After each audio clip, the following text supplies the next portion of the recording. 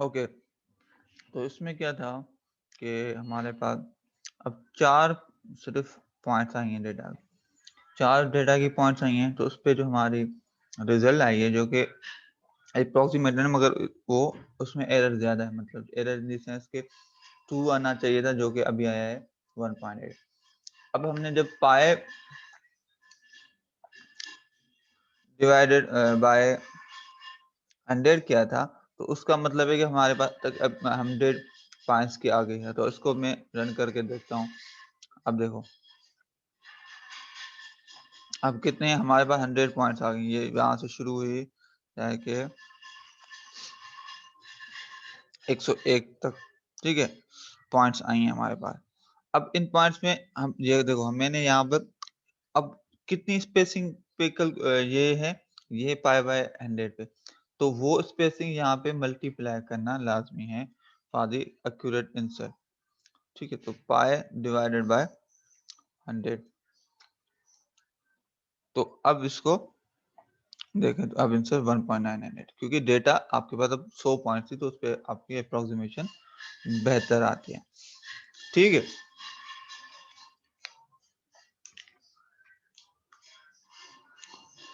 अच्छा, अब एक दूसरा एग्जांपल है कि नॉन यूनिफॉर्म जनरेटेड डेटा को हमें एक रैंडम से डेटा जनरेट करवाएंगे, उसको सॉर्ट करवाएंगे, सॉर्ट करवा के फिर उसको साइन में से गुजारेंगे उस डेटा को, फिर उसके बाद उसका ट्रिप रिजल्ट निकालेंगे, तो देखते हैं क्या होता है।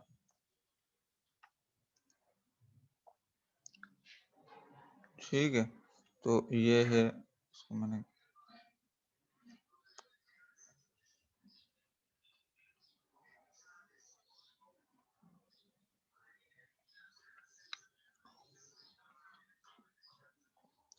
सॉर्ट, ठीक है, ये एक रैंडम डेटा जनरेट करेगा, उसको यहाँ से गुजरेगा, तो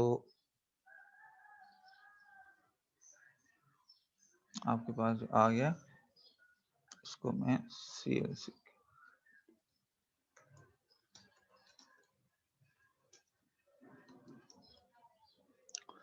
ठीक है, तो ये आ गया x इक्वल टू ये रैंडम डेटा जनरेट करेगा जो कि 101 पॉइंट्स तक है। ये देखो यहाँ पर आपके सामने है 101 पॉइंट्स उसने जनरेट की, जिसके साथ पाई मल्टीप्लाई करवाया, क्योंकि ये 0 और 1 के दरमियान जनरेट करके दे रहा है, हमने लिखा हुआ है, तो पाई मल्टीप्लाई करवाएंगे तो 1 आता है, तो 3.0 एंड उस हिसाब से हमारे पास वैल्यू आ रही हैं 0 और 1 के। फिर उनके हमने क्या सॉर्ट करेंगे, तो जो वैल्यूज नीचे छोटी वैल्यूज होंगी, जो 0 से लेके आगे जो छोटी वैल्यूज पहले और फिर आगे बड़ी वैल्यूज, और उन वैल्यूज पे हमने साइन एक्स की जो है मालूम किया कि कितना उसका है, साइन की वैल्यूज पे क्या आएगी, फिर उसके बाद हमने ट्रेपेजॉइडल अप्लाई किया,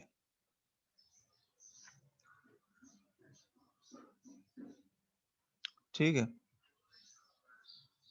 ओके, ये मैंने इसमें कॉलम दिया, और तो ये डेटा हमें नजर नहीं आ रही थी।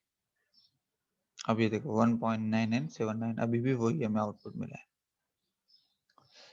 ठीक। तो ये है होगा हमारे पास। इसी तरीके से एक और एग्जांपल है, एक्सपोनेंशियल का हमने निकालना है, जिसमें कॉम्प्लेक्स नंबर्स भी ऐड हैं। तो एक्सपोनेंशियल का हम जो निकाल रहे हैं, सिंपली एक्सपोनेंशियल ऐड करना है,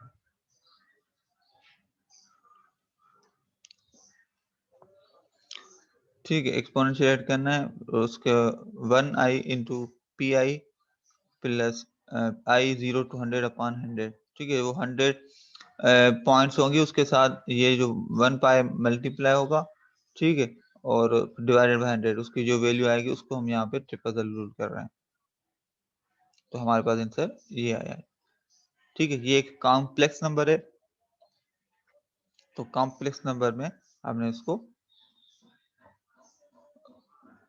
करवाया है, इसका ट्रिपल रूल, इंटीग्रेशन निकालिए, ठीक है। तो ये हमारा हो गया ये वाला। तो इस मिले में ये है, बाकी ये आपके सामने है।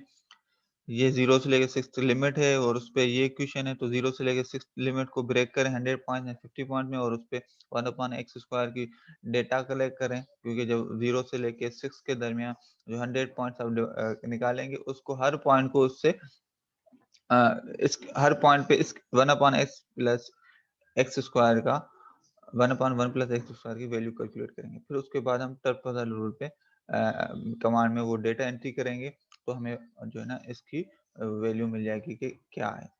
कॉस का हमने ऑलरेडी अभी साइन का किया था, तो अभी कॉस का है एग्जैक्टली सेम है।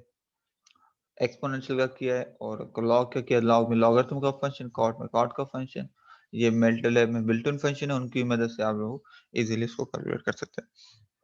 तो आज की स्लैब में जो मैंने आपको करवाया ट्रापेज़ोइडल रूल को किस तरीके से हम कैलकुलेट कर सकते हैं, बहुत ही सिंपल लैब है।